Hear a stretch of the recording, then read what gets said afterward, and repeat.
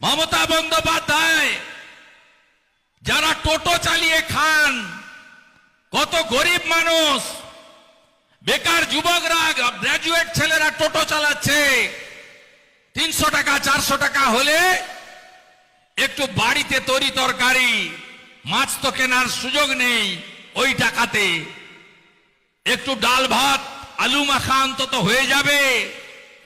এই সরকার, এই মুখ্যমন্ত্রী আরটিওদের নামিয়েছেন, পরিবহন দপ্তরকে নামিয়েছেন, পুলিশকে নামিয়েছেন। মুর্শিদাবাদ জেলায় 250টা গ্রাম পঞ্চায়েত, দমকল জঙ্গিপুর থেকে, জিয়াগঞ্জ মুর্শিদাবাদ থেকে, কাঁদি বহরমপুর থেকে, বেলনাগা থেকে যত পৌরসভা আছে মিলালে অন্তত 50,000 যুবক, কিছু যুবতীও আছে সংখ্যায় কম হলেও, মহিলারাও টোটো চালান, দেখেছি আমরা রাস্তায়।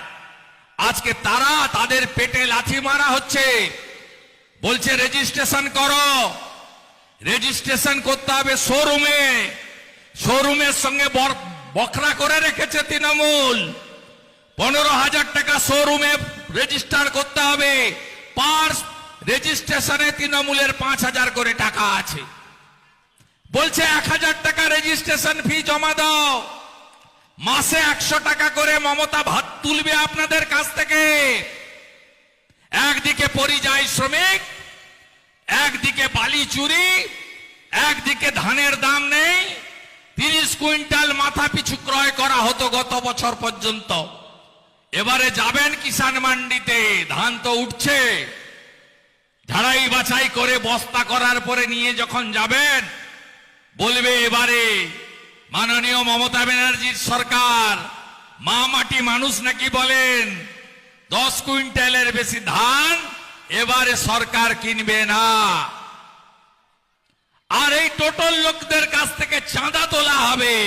15,000 টাকা রেজিস্ট্রেশন শোরুমে, 100 টাকা করে মাসে, সামনে ভোট, আবার 200 টাকা ভাতা বাড়াতে হবে, টুপি পরাতে হবে বাংলার জনগণকে। তাই টোটাল লোকেদের কাছ থেকে একসঙ্গে 1000 আর 600-1600 টাকা করে তুলবে। ভাবতে পারেন কত বড় অন্যায়।